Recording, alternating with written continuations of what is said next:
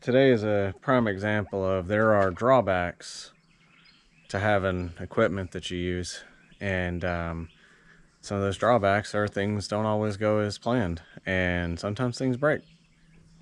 So we're going to talk about that. Something I've noticed for a while but hadn't really realized what it was is that my zero turn has been tracking a little bit. And what I mean is when it's in full forward or full reverse, it's moving slightly left or right instead of going straight. And so I've adjusted the handles, and it got a little better, but not perfect. And I noticed when looking underneath that what effectively amounts as a skid plate for the rear little motors, little hydrostatic motors, one side was low, and what I found is actually this. So I don't know if you'll be able to tell, this bolt actually goes in through the top, through the motor, and into that bracket, and that's what holds the motor in place and also protects it. And again, I doubt you'll be able to actually see it real well, but the threads are completely worn off here at the bottom, and the lock nut that goes on it, well, that's gone. That's long gone. And just so I can kind of show you what I'm looking at here. I don't know if you'll be able to see it real well, but down in here, yeah, my hands are, I think, going to be in the way, but right here, that bolt goes through this bracket and into the motor here, and then into this bracket underneath, which again is what I'm calling the skid plate here. I think this winter, I'm going to do a full kind of maintenance on this. I haven't changed the little hydrostatic motor filters in a while. I'll need to change the oil. That's the original battery, and it's been holding up okay, but it's probably not far from being due. The blades really need to be sharpened on it, so the whole thing needs a good once over. And so I think I might make a video on updating, or I might make a video on maintenance in this thing. All right, so did end up running to the hardware store because I needed to get out and run some other errands anyways. So old bolt, new bolt. So we're gonna get this guy replaced, and hopefully I'll be able to get out and finish doing some of my chores I need to get done today. So I got that bolt back in there, but for the sake of shortcuts and being easier, I didn't really want to take this back wheel off. But I'm just going to go ahead and tell you now, the 4 bolts to get that wheel off would have taken me significantly less time than trying to spaghetti my arms around this thing to get to those with a wrench and a socket. So yeah, taking shortcuts per usual rarely actually ever pays off. All right, I figured this might be a little bit better shot. So you can see right up in here, there's a bolt that runs through this lower bracket, the front of the motor here, and then on top. And that's what I had to get to, is the nut underneath and then the bolt on top there. So, and that's what actually it slid out and was not holding anything anymore. All right, well, I'm gonna get the other side tightened up and get back to business. Well, unfortunately, I don't think I'm gonna be getting back to it with this today. I went to the other side just to check on it, and I guess I should have done that before, and I don't think there's gonna be a real good angle to show this on camera, but right down in there, you can see the head of that bolt. That's actually the same bracket as on the other side. The problem is that you can see a gap there, and let me see if I can maybe position this right, point it out on the camera here. So right about there, that is not supposed to be a gap there. So that bracket, the tab on the end of the bracket is broken off. So yeah, as I said before, you got to take care of stuff or it will break. And even when you do take care of stuff, sometimes it just breaks anyways. All right, so this is a continuation of my broken lawnmower. It's a couple days later from the earlier portions of this video. And I'm going to try to get everybody caught up, because I did quite a bit of stuff that I don't think I recorded.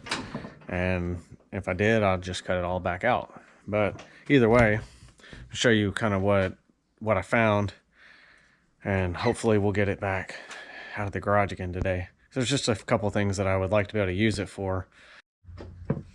That other issue at the time is that the bracket was broken, that the bolt goes through on the top there, and that's why it's off. And let me come over here with the lights a little better and I'll show you. So it's been fixed. All right, I'm not too worried about the color, but this tab on the bottom here, set up to where it's a little easier to show you. This tab on the bottom here, so it sits in, let's see, it sits in like this. All right, and that bolt goes basically through here, through the motor and through that lower bracket. And this tab here, this section, had been broken off. And so yeah, I don't know how long it'd been like that, but that, along with the bolt on the other side being missing, is very obviously why I was having issues with the tracking. And hopefully there's no other damage. I'm frankly surprised that I didn't see it sooner. But so we've got it welded back up, thanks to my dad. He's a much better welder than I am. So I sent it with him to get this piece replaced, or fixed rather. So today I'm gonna get it mounted back on there, get it all put back together, and we'll see how it rides.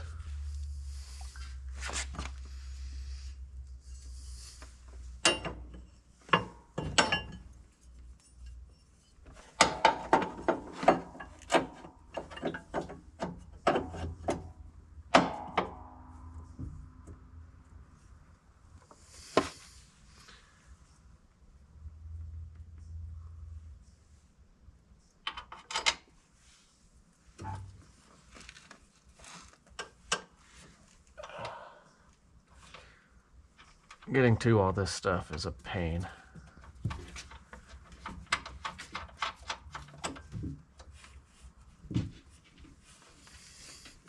So there's two bolts that actually hold that bracket to the frame. There's one on the side here and then one on the top. All right, so I've got let's see if I can get this in here. I got my bracket in there finally. And I need to get the bolt installed and then get the wheel put back on. I'm gonna wager that the winter coming up is gonna have a lot more of these maintenance type videos, just because, you know, I can't do a whole lot outside and there's not a lot of gardening to do, and you know, there's only so many times you can, you know, film feeding chickens and that be interesting to anybody. I've got all the fluids I need to change out for these hydrostatic motors on both sides. There's filters for these things that need to be changed. The engine oil needs to be changed, and the engine oil filter that needs to be changed. Now this thing's, well, right here, 2017. I bought it brand new, probably a little bit later that year, maybe early the next year. I don't remember exactly, but I bought it brand new, and I've had it since then, since more or less the end of 2017, and we're just now to 157 hours, and a lot of that's actually come since I moved in here, because the last property only was about half an acre and a lot of it was trees. So I think when we moved here I probably only had about 80-90 hours, so we got some maintenance we need to get caught up on. All right. Some of those maintenances that I got to do this winter are going to include some things on this, as I already mentioned, but it'll also include, you know, sharpening the blades on here, which are pretty dull. It's going to include doing some maintenance on the four-wheeler, which is a little bit overdue. It'll absolutely include probably a dedicated video just to doing, I don't know if I'll make it to the 50-hour mark with the tractor, but I want to do the 50-hour maintenance, and so I might end up doing it a little bit early. It'll just depend on how much use it gets in the early part of the winter, and I'll probably do that one a little closer to springtime. That way I'm as close to that 50-hour mark as I can get.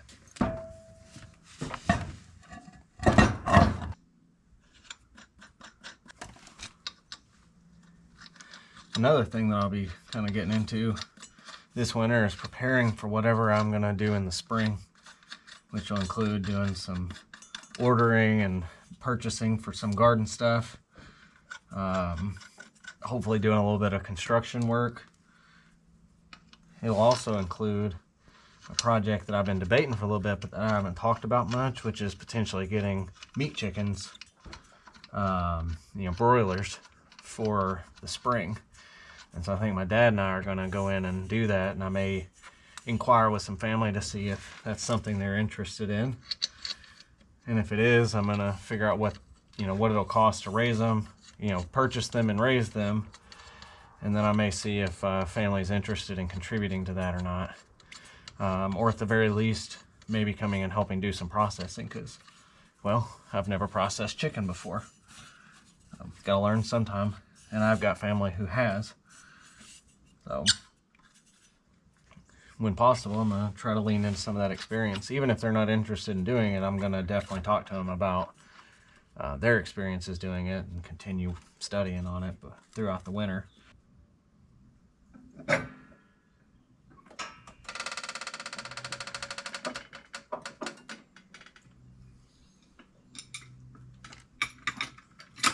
All right, well, we got it setting back on its feet again. And everything under there looks a lot better. As I said before, it's a miracle that the thing actually sat correctly and wasn't bending and stuff in the first place, but now that we got all the reinforcements and stuff corrected, I think we're in a good spot. In order to adjust your steering on this, it's actually pretty easy.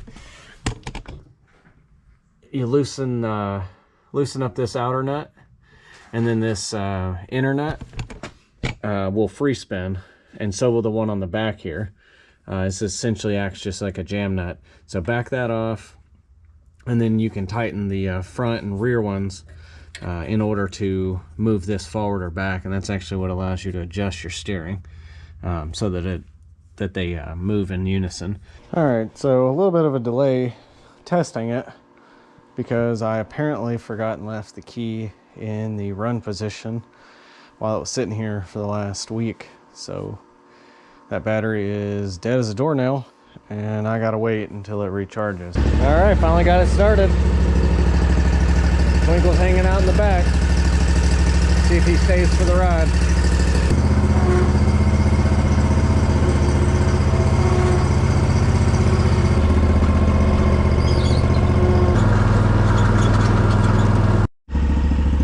Well, the good news is just after the quick run over to the shed here, it seems to be doing okay. I checked and everything seems to be holding, which is good. But we'll find out more once we kind of put it through its paces.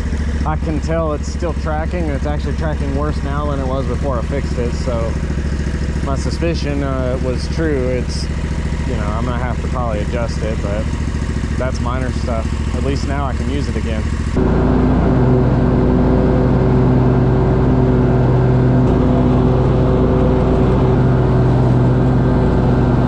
With that, I think we're in a much better place. Should be good. All the bouncing and stuff in the backyard. Yeah, right there at the upper end of my pasture is probably one of the bumpiest spots that I'll ever really cut with that. And now that I have a tractor, I won't be running it, back in the back like I was before, except just maybe to go around the edges of the property, along the fences. It's just a little bit easier with that thing. And maybe one day I'll get a finish mower for the tractor and not have to do that, but I digress. This upper section here is about the only part I'll do with the lawnmower that's in the pasture area, and that's just because my septic lines are there. And it did fine initially, at least. All the bouncing and stuff, the weld held up, nothing moved. Maybe placebo effect here, but it did feel a little bit smoother. All right, it didn't feel like it was kind of all over the place. And I will definitely have to go in and, you know, realign the steering because it's definitely off, but that's no big deal. But yeah, so just keep an eye on your equipment, maintenance it, else it'll end up like that. So everybody have a good rest of your day.